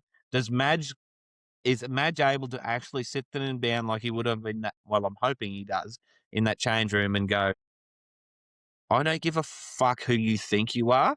You just lost at home to the Dragons and you were down 30 to 8. Yeah. You got to pick your fucking ego up and throw it the fuck out the window, and we go back to playing footy. And if hopefully, surely to Christ, that's got to be the message, because, and like Hakeem, Payne said at the end, like, we all say we're doing these big things and it doesn't happen on the field. So that's like, it's happening. If he can recognize that in the conversations, everyone else must be. So if there's not some hard truths told this week, which I guarantee there will be, and I will not be surprised one iota if players like Ezra, Gammett, I don't think our forwards were, too bad, but like Renault, I think they're in the firing line. Honestly, I do. And I just think, well, we can't keep doing the same thing over and over and especially when we had all these kids come in and we beat at the time top of the table fucking Tigers, and like, you know, with just enthusiasm and grit and determination. So anyway, I had some hard conversations we had at Red Hill. I will say though, we keep saying we've only got Jordan Ricky out. Corey Jensen, Dean Mariner still also like Yeah. that. Billy So you Walters. Billy take Walsh. three or Yeah. you know, three from the start of this year at least. It's a fair few you got to replace down the track. But anyway, it's not good enough. Definitely not good enough. Britto, how do you Yeah. see the game, mate? I think Madge would have been able to, even if we snuck home, the fact that he ended up on the sideline, I think, is like Reese was still out signing signatures on the end. I reckon it's just because he didn't want to go back into the dressing room. 100. But in saying that, for once, Reese isn't the problem. Yeah. He gave everything. I'm pretty sure his kick diffuser was high, if not 100% from memory. He had the try assist going into a few of them there. Reese wasn't the problem in this one. It was something else as a miss. We had Payne doing good things. We had Big X doing good things. Tolty had a crack. VAR was having a crack. Even Jack Goz, when he got on. I thought Jack Goz was good too. Yeah, like he didn't, like in saying that, people will complain because Jack Goz doing great isn't what they want from that person. Like Jack Goz doing great means he's making tackles and not dropping the ball. And people, I understand it out there, people want more from that. They want offloads, line break assists, all that sort of shit. Like I get that. You know, Karapani was having a crack. Jesse Arthur's had a crack. Staggs bit off, but he was an Origin player. Carrigan got injured. But Renault, Ezra, I think, I don't know. Like, I don't want to say it, but I think next week we see either Ben Hunt in the 7 or we see Duffy in the 7 with Ben Hunt still at 14 coming on there. And then Ezra, I don't know. I mean, Josh Rogers can just throw on a jersey and do a job sort of thing. He can do exactly what Ezra's doing right now. You know he's going to be enthusiastic and try his guts out. So I'm very interested for team lists. I know it might be diabolical to some, but at the end of the day, we all sat here and fucking had a go at the Bulldogs for naming the same team in and out, and going, Sir Harley, what are you doing? You're fucking, you're insane because you're doing the same shit. Well, Madge is about to do something, I think. And like, I'm looking at the ladder right now, and obviously we would be getting the heat with the premiers, but we're tied with the minor premiers with 5 wins. The Raiders only just got their 5th win today. Otherwise, we would be still 1 ahead of them. Then we've got the Storm on 5 wins as well. And the Dogs have just dropped. The Storm have come up to 13th and the Dogs are on 14th. And like, they went undefeated last season for a good chunk of the first half of the season. But in saying that, and this is where I wanted to tie it all up, it feels like last year again. This exact moment. I think, when did we play Manly last year and get pumped? Yeah. It was about the same time. Dragons beat us. Yeah, and we were all at the exact same fucking scoreline too. It just feels a lot like we had the same feeling last year. We were like, holy fuck, what is this team doing? Did Madge run them too heavy in the off-season? Are they tired? They look frustrated. All of those same emotions are there now. And so it's going to be very interesting to see how we come out of the Origin period and start getting to the gritty end of the season when it's long in the tooth. People are starting to wear down, and see how the boys start to kick into it. So I'm glass half full majority of the time, and that's how I'm trying to run that. So my thoughts. All right. Thank fuck we got that out of the way. Let's get to another Thoroughbreds thoughts. That was fucking hilarious. We'll do it now, I reckon, 100%. So obviously we put the chat out, we put the post out on our reels, on our story, that we want some voicemails. Send us your rant. We got one. Thanks, Stu, for sending it in, mate. Always reliable. He's starting to get reliable. Keep it up. So here he is.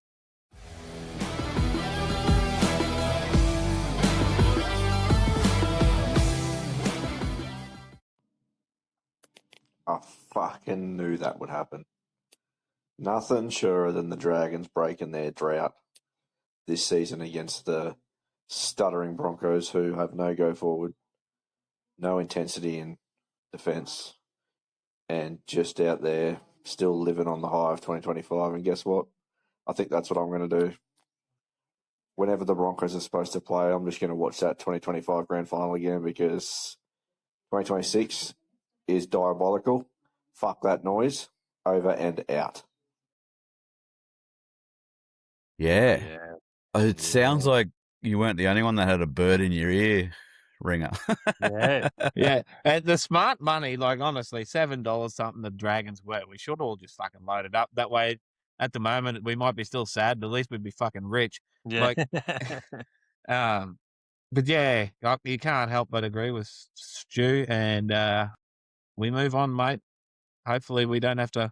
Hopefully, your next voicemail will be because you're an elated man of how well we put a 80 minutes performance together and pump some losers. At least with a voicemail like that, we know he's got pants on. Yeah. Yeah. He's pretty vocal in the chat, in the comment section when he lets us know he hasn't got his pants on. So, hopefully. And I'm here for that. Fucking hell. Anyway, this team, I fucking swear to God. I know, right? Who'd want to do it, right? That brings us to the hotshot NRL player of the game. Now, obviously, we've got it out there still getting voted on, but we're going to call it early because, oh my God, landslide of nominations for our boy. So the hotshot player of the game is brought to you by Hotshot Fire Services.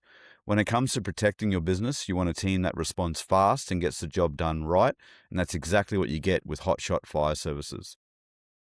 From fire equipment, installation and servicing to compliance and safety checks, they make sure you're covered when it matters most. Just like a clutch player stepping up in the big moments, Hotshot Fire Services deliver when the pressure is on. And it's our boy Payne Haas. Straight off from a knee injury, 80 minutes of footy. Didn't end up with any chocolates today, but he did get a line break. He got an offload. 23 runs for 281 meters. He did not slow down after the half. Ended up with 91 post-contact meters and 7 tackle breaks.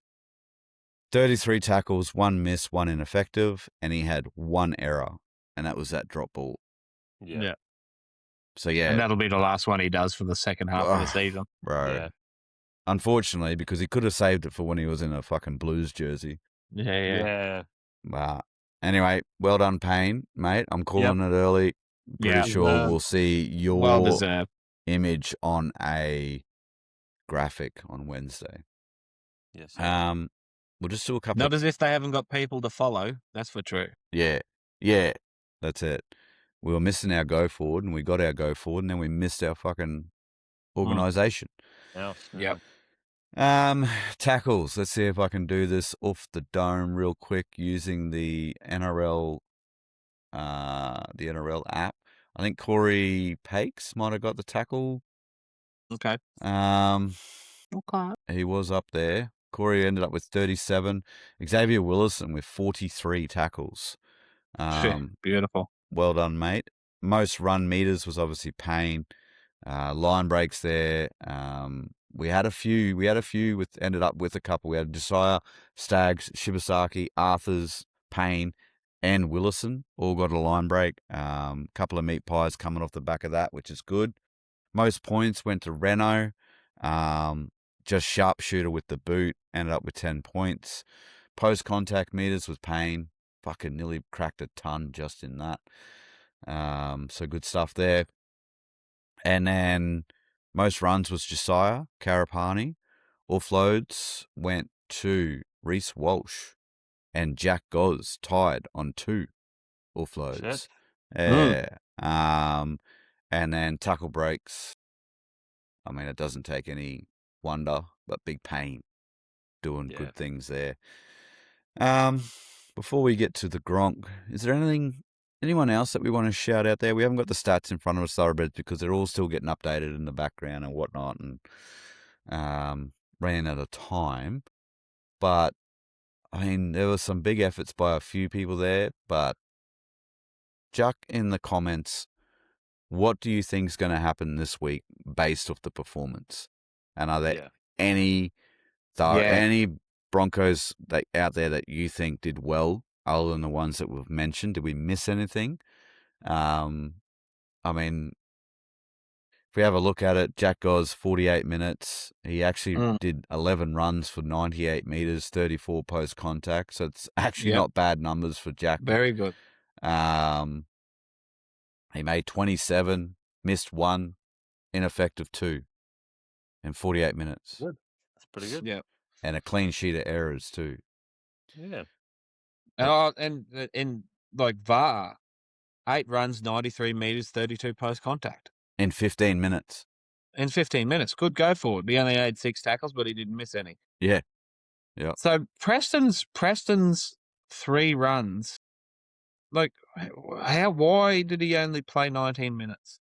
Do you think they pulled him off? Like, well, there must have been some sort of rotational issue there, because I think the Carrigan thing might have and then Ezra's thing. I think that that's would have thrown everything out, because because up front, so you've only got like, well, he was with the Paddy first going and Preston going, there's only I think 6 runs between them two. Yeah. Which is, if as starting forwards, that's taking a hell of a lot of Still, doesn't matter. We should fucking pump the losers. But I'm just trying to, there's a couple of funny stats there that just sort of don't make sense. Well, Preston came on in the 19th minute. He was our first interchange, and I think it all went to shit from there.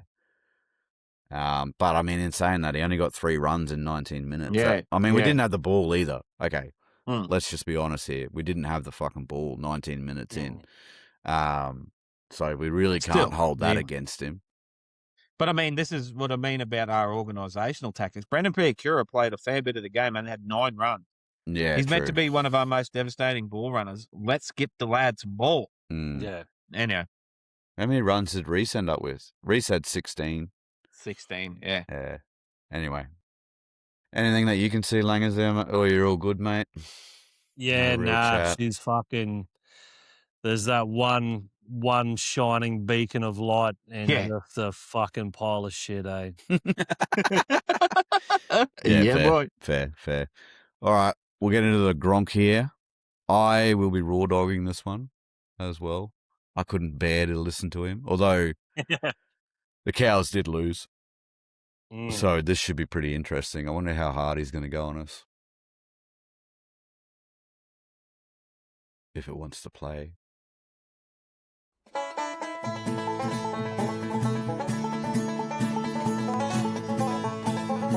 Yeah, so we went down to the nation's capital and we got absolutely fucking ambushed by a big, cold, scary, green fucking Viking. Alright? We packed our boots, we had our thermals on, and the only thing we fucking forgot was our shoulders. They were still in North Queensland, but I'll tell you what, boys, it felt good going into the game, just knowing that whatever happened, we just couldn't be as bad as what the Broncos were today. So I thank you for that from the bottom of my heart. You've made my Sunday. So cheers, boys. Thanks a lot. Enjoy it. Bye. And cheers, fuckhead. Yeah, fuck you, but you're so right, but fuck you. It's like the perfect burn, like he doesn't have to say anything, like it's just he doesn't need to. He doesn't need to rub any salt in because that wound is packed full already, They must have all took a fucking defensive lesson off Scotty Drinkwater during the week or something like that. Fucking hell. Tackled like it. Nah, apparently I didn't watch the game because I was too emotionally distraught from the proceedings that had come before that game. But apparently Ethan Strange backed up pretty well, so good for him. Yeah, love that for him. Fuck my tips though, because I backed the Cows and I should never have done that. I don't know why I did either, Yeah. really, in hindsight. But I did see something early on that Strange was going to be rested. But anyway, still Yeah, shouldn't have okay. mattered. Why the Yeah. fuck did I tip the Cowboys? I hate the Cowboys. I fucking tipped the Warriors, and I actually Me thought too. I thought they were a hope. Yeah. But anyway, we'll move on to the week ahead, Thoroughbreds. And it could be a good week, could be a bad week. Who knows? Injuries. Obviously, Deloise Hoyter still out with his broken leg. Paddy Carrigan has been added to the casualty ward. We will wait for confirmation, but that does look like the whole 4 to 6 week diagnosis. So that should be fun. Corey Jensen still battling through his lung blood clots that he had. Dean Mariner back running. Good to see that on the socials. Jordan Ricky, they don't have a time of return for him yet officially, but I do believe it was a 7-week turnaround. For me. Oh, really? Okay. Yeah. So I think him and Billy Walters might come back at the same time. All right. Yeah, which is round 21 or 20. So, and then Antonio Verhoeven, just to fucking kick us in the dick, has gone and done a shoulder injury. I don't know anything about that one. That one sort of popped up on me. So, but in good news, it's a bit of a skinny casualty ward. A little bit more than what it was. Way better than what it was. Cameron Buskowski is back in Q Cup, I believe, after his collarbone issue. So, yeah. And we have Renault with the hip drop, and I forget who else got put on report. Anyone off the top of their head? Wasn't it? Piacura. For that high shot. Yeah. So there we've got them to wait. I think Renault might be okay. Maybe it'll save Madge if he does get hit with a match or something like that. But I think Piacura could be in trouble. Unfortunately, That boy's got loading since the day he was born. Right. Yeah. It's almost like a Latrell Mitchell like fucking set up that one. Exactly. Give him 3 weeks just because. Yeah, that's it. But we are up against the Titans. It is at Suncorp again, 7:35 p.m. Saturday, so we're not out in the daylight, which we obviously fucking hate doing. Yeah. Sunday afternoon, terrible. We should never, ever play it ever again. We'll look at a 6 day. The commentator did say that it was the second and last game, like day game for the Broncos for the year. So hopefully. So we got at least one more loss coming. Yeah. No, it's the last one. Like it's their second one and their last one for the year. Yeah, perfect. All right, undefeated from here on in. Undefeated rest of the season. Let's go. 6 day turnaround for us, 14 days for the Titans. They've had the bye this weekend, so they'll come out and show us how you're supposed to play after a bye, no doubt. We've played them 40 times since 1998. We've won 27. They've won 13. We are 11th. I believe they are 16th still. Yes, still. Doesn't seem to matter. Nope. 5 out of 12 games they are, what are they had 2 wins. Yes, they have 2 wins. Before the round it was $1.19 head to head for us and $4.75. Now $1.36 for the Broncos, and the Titans are sitting at $3.17. 13 plus $8 to the Titans. I mean, to the Titans. Yeah. I mean, although we are $2.18 for 13 plus, so we're starting to get into some territory where I'd kind of like to see us, where we actually do fucking turn up and do it. So, yeah, I think the line on that one is still the same. I think it's a 13.5 line on that. So, but yeah, it's not looking good. That's our 4th loss in a row. Titans, however, aren't doing much better, obviously. No. But, hey, we have form against shit teams. Yeah. So we'll see what happens. We'll see what happens. I think that's the game before the next Origin teams are announced. So we will still have Payne, obviously, and yeah, all that sort of stuff. Best bets: Gronk feeding families again. Seriously, yeah. it's a fucking joke at this point. And Yeah. he went a $2.07. Setu 2 up against the Broncos. Nailed it. Good job. Scored twice.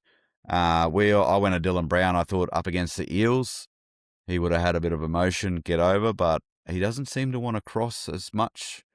He's pretty happy to just set other people up. That was a $3.30 though. Ronaldo Mulatalo, Langers. Bro. I was all over him too. Yeah. In my CV. Whenever anyone backs him, he just doesn't. He does nothing. Does nothing.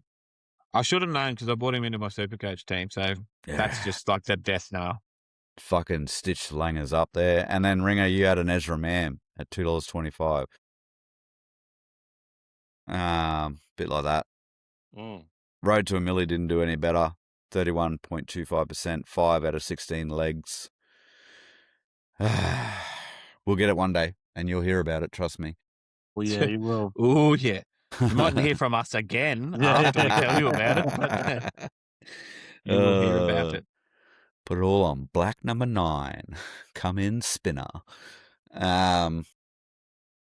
That's all from us, Thoroughbreds. We have taken up far too much of your time. Thank you for tuning in, though. Make sure you like, subscribe, comment away. Head over to the socials. We're on Facebook, Instagram, TikTok, X, Threads. We're everywhere. Like a fucking rash. We're like COVID. Spreading. A like on our post costs you nothing. A comment gives you motivation. Sharing our content introduces the page to others. And hitting the favorite button helps us with engagement. Get your voicemails in, get your tips in, shore up your Supercoach teams, and let's go into the next week. Bet responsibly, bet for fun and not for the rent. Keep pushing through and keep the black dog at arm's length. Be a contributor to society. Take those breaks for yourself, though, when you need them. Remember, you matter, and that's all that matters. Take it easy. See you later. Cheers, Thoroughbreds.